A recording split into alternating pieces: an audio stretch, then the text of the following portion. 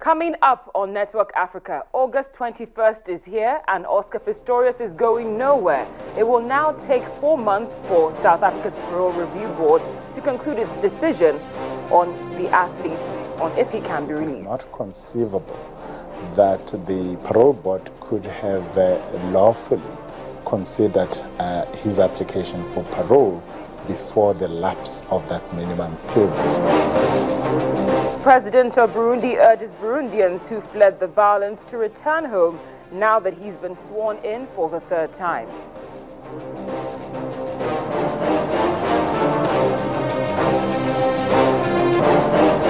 And later on in our Africa Tech segment, we take a look at how technology is helping in improving education.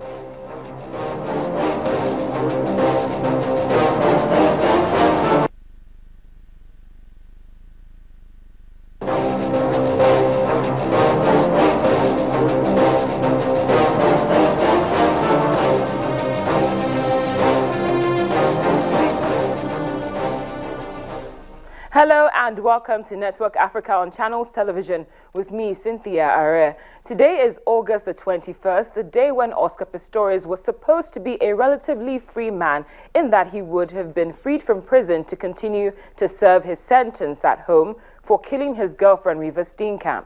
The athlete was found guilty of manslaughter and not murder and is required to serve 5 years in prison.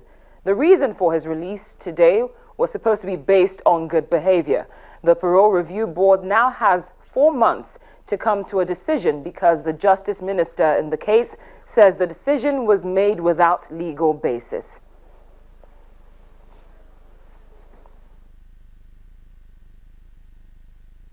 In terms of the relevant provision of the law, a person, an inmate, must have completed at least 1/6 or 10, in this instance 10 months of his sentence before he can be considered for parole. So it is not conceivable that the Parole Board could have lawfully considered his application for parole before the lapse of that minimum period. And on that basis, I decided to refer the matter for review as provided in the Act with the National Council of Correctional Services, which is the Parole Review Board in this instance. I have indicated that I do not have the powers to review the decisions of the Parole Board in this instance.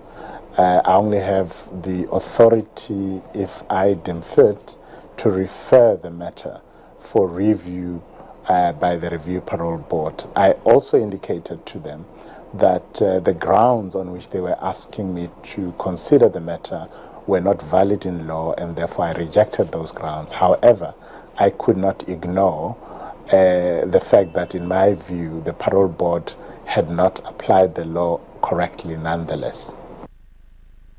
Now, one case which the Oscar Pistorius trial has often been likened to is that of O.J. Simpson. We've done a check and we've seen a lot of similarities between these athletes. Now, we understand that both of them were accused of murder and were also accused of killing blondes in a fit of rage. We also understand that both trials were dubbed Trial of the Century by the media. Another similarity is that both these athletes had disabilities but rose above them. While Pistorius was a double amputee, O.J. Simpson had contracted rickets at the age of 2, leaving him with pigeon-toed, and his legs were skinny and also bow-legged. Both had triumphed over adversity to achieve sporting fame and also fortune, but they also had a darker side that the public never saw. Now, both men were also accused of assaulting past partners. Simpson had previously assaulted not only his ex-wife, but also a girlfriend, while we also have heard evidence of previous incidents of domestic violence at Oscar Pistorius' home, as well as a prior incident with a gun.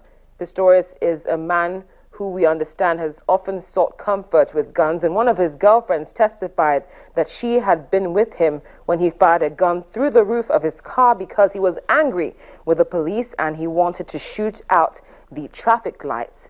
Also concerning both men, police reliability has often been questioned. The reliability of the police concerning evidence and the behavior of the officers at the crime scenes have often been called to question.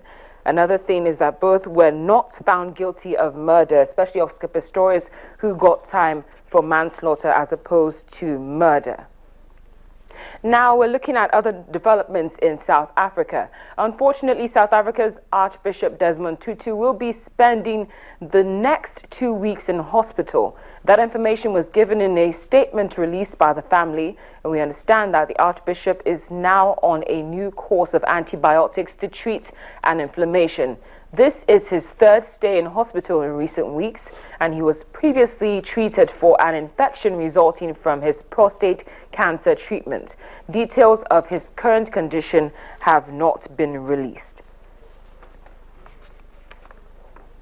Well, we're joined by our South Africa correspondent, Betty Dubya, who just came back from South Africa, and she'll be filling us in with the latest on what's happening both with the Oscar Pistorius trial and also with the Archbishop Desmond Tutu's health. She joins me in studio right now. Betty, thank you so much. Thank you so much. It's a great pleasure to be back here. It's a great pleasure to finally have you here. Well, we know that Oscar Pistorius was supposed to have been released today to continue his sentence at house arrest, basically. How did South Africans receive that message, the possibility that he could have served just 10 months? Well, according to the law, sentiments aside, according to the law, on good behavior, if you serve a sixth of your prison sentence, the parole board will look at your case and either set you free or for correctional supervision. That means house arrest, or they keep you in custody. It's happened for some other cases. In his own case, a lot of people already knew that this may be the case. Right after the sentencing, we heard some, because a lot of legal people were involved, explaining, well, in a matter of 10 months he'll be out. 5 years is 60 months. A sixth of 5 years is 10 months. So legally speaking, his case is eligible for a look, by the parole board to let him go, not go free, but house arrest or keep him there. But this is also happening in Women's Month in South Africa. August is Women's Month.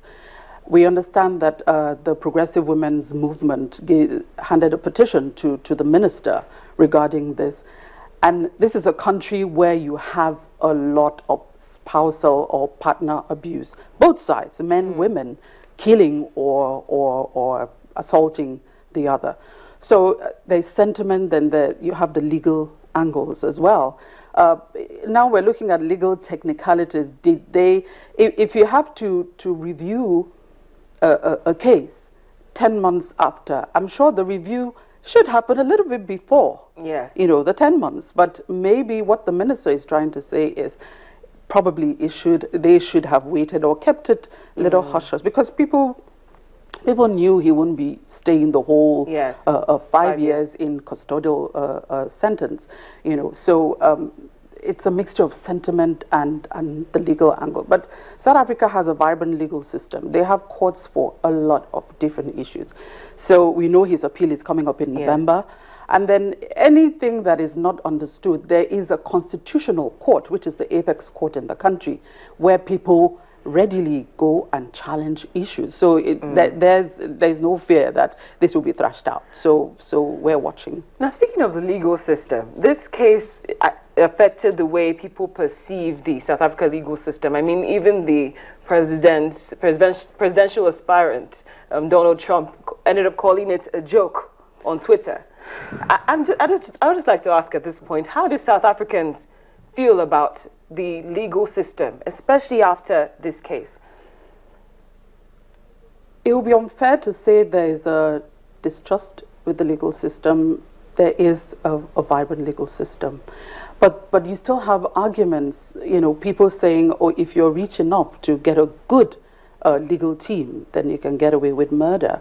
A lot of people feel Oscar is getting away with murder here. You have those who love Oscar. You know, I remember in front of the court, some of the ladies said, no, I just want a selfie with him and I know he's innocent. You know, so you have those who vehemently love him and those who say, no, we can't we can't let him get away because he's celebrity. So him, you know, but it's a mix of the two. It's a mix, really strong divide. You know, not one too small, not one too big, but equally. But the whole world is watching. The way those outside South Africa have seen it, and there are other issues on the part of the family as well. We remember when it came out at the end, when they said, "Oh, he's been paying the family a certain amount for about a year." You know, that lost them some brownie points. You know, but they lost someone, so people feel for them as well. Now, just before I let you go, Betty, I do have to ask about the Archbishop Desmond Tutu.